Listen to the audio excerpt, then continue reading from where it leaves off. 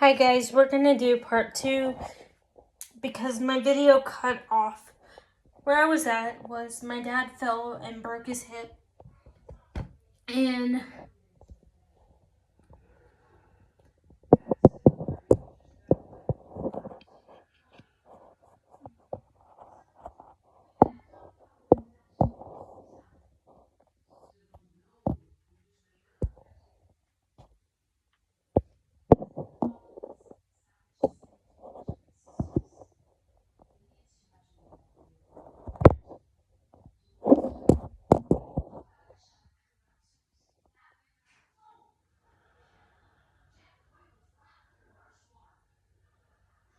okay, so back to my story. My dad gets admitted into the hospital when he fell and broke his hip, and he has to do emergency surgery.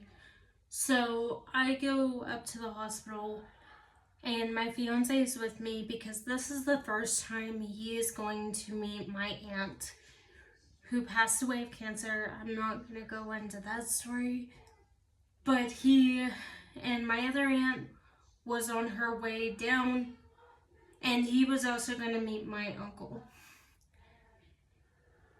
And we were all good. We had all visited my grandpa. We were all sitting in the emergency room with them, and we're being very quiet. And at that time, I think I used my walker that day just to give me, because this was going to be a lot of walking for me. And I was used to it, but the hospital where he was at was very, very, very big. And they were also expanding. So we had gotten into the elevator to kind of go up to the room and kind of sit in this waiting room while he is having surgery. And I had saw a friend of mine that I had known for several years, and we had gone to high school together. And he was trying to catch up with me, and we were never romantic or anything like that. We were just friends. So I tell my uncle, so me and my uncle are waiting, and my fiance is like dragging me. I'm walking on my walker. I'm trying to keep up, and he's like running. So I tell him, hey, can you hold on a minute?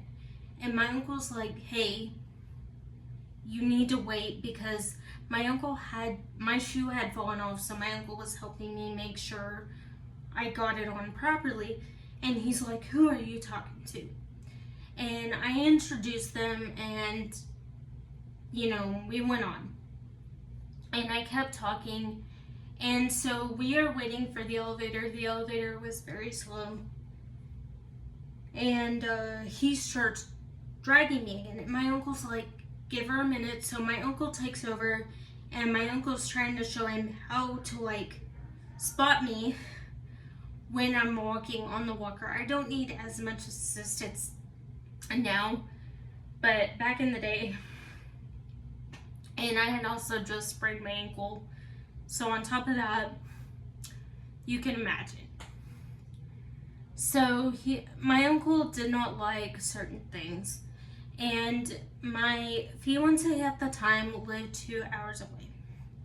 So he was having to commute anytime he wanted to see me, or anytime we wanted to see each other. We would have to commute 2 hours back and forth.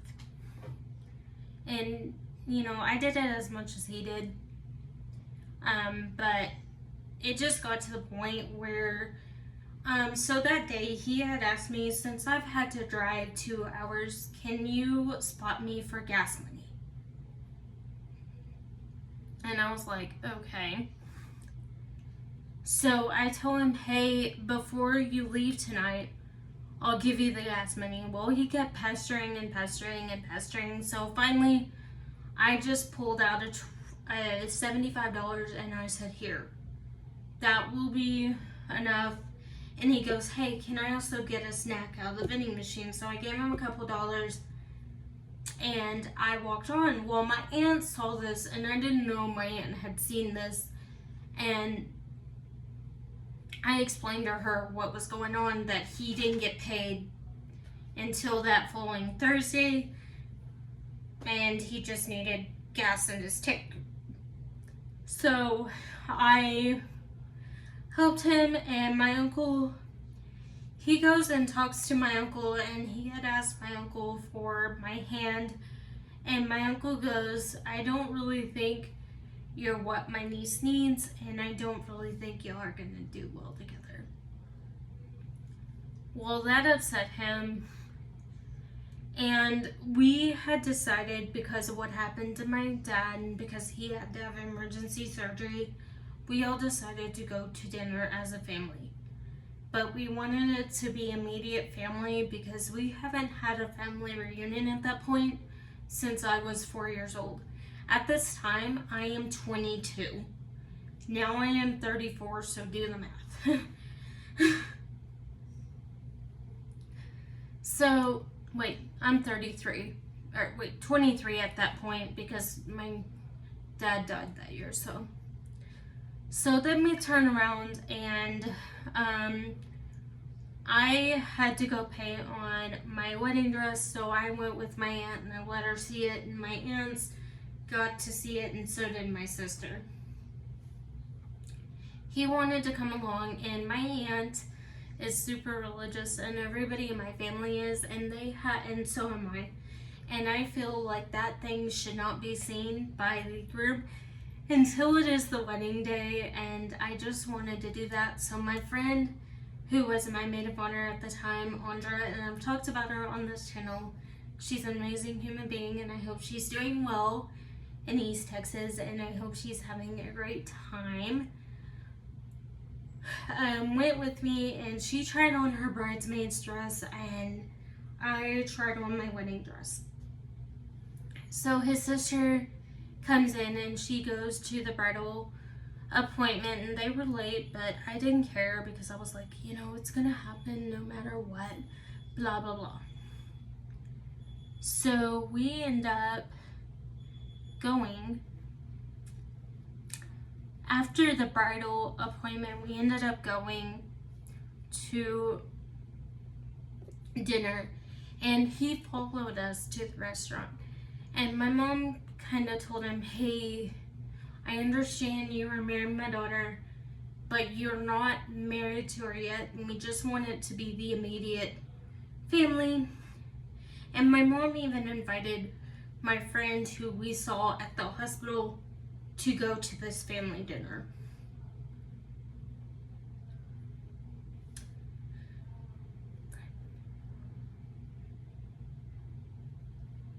And so he got kind of offended, but this friend had known me for years, and he accused me of cheating, and my uncle told him, I don't appreciate you kind of like dragging my niece because you could have seriously hurt her, and you need to be careful how you do that.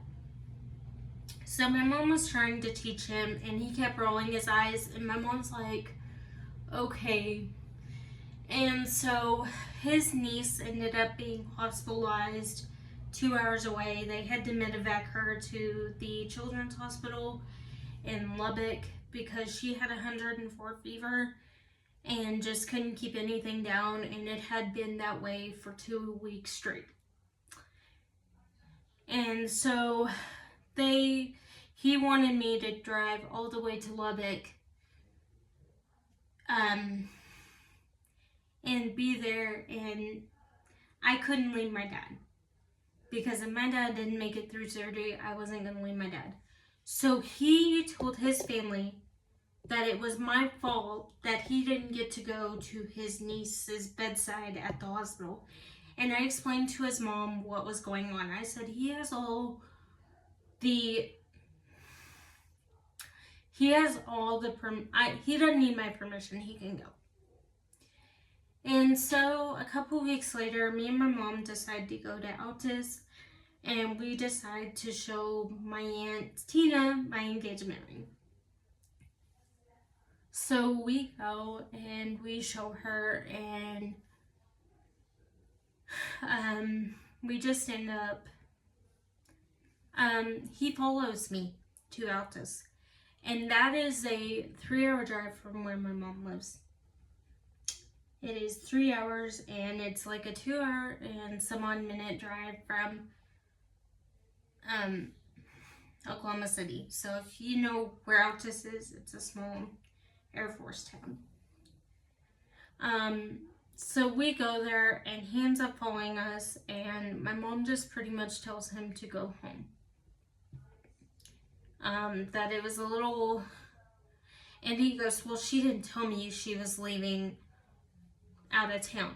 And my mom was like, okay, you're being a little possessive. You need to back off. And I just told him, so the straw for me that really broke us up, and we have not spoken since. He has tried to get a hold of me on social media. He's tried to use other people to get a hold of me, and cannot, because I see right through it. So, and I also found out he cheated on me with a 18-year-old girl. Yeah, that was a family friend. So I turned around, and I ended up breaking up with him. I ended up, getting my money back on everything, and calling off the wedding for the 3rd time. I probably sound like a loser right now. But I always imagined the man that I would marry would be godly, and somebody who would understand, like, I don't mind being a submissive wife when in fact I do get married. I do want to eventually be a housewife, but I love my job so much, and I think that right now I'm at the phase in my life where I have to stand on my own 2 feet and learn how to be an adult. And I'm learning and growing and everything of that nature. And so yeah, but we ended up breaking up. And my advice to any girl out there, any man tells you that you are fat, tells you that you are not worth it, listen to me, girl or guy. If any girl treats you bad, they don't deserve your time. They don't deserve what you have to offer them, and you deserve better. And I know that around the corner one day I'm going to meet my Prince Charming, hopefully, after I kiss a few frogs. But I am so thankful that I'm not in that relationship anymore. It was hard for me because he did stalk me for since 2011, he has stalked me up until this point. He has had family members stalk me. He has had, luckily I've moved and I'm no longer in Texas, and I'm no longer in that area. So yeah. But yeah, that is my story time of my ex. And it was really hard because I would sit there and I would say, if I just married him. But then I started realizing I wouldn't have the great job that I have. I wouldn't have the friends or support system that I have. And I wouldn't have gotten to do the experiences like work from home or do my YouTube channel. And those are things I love. And talking about sustainable living and talking about 1950s, 60s, 40s, 30s. But if you want to see a decade, link it below and I'll do it. But I love you guys. I will see you in the next video. Bye.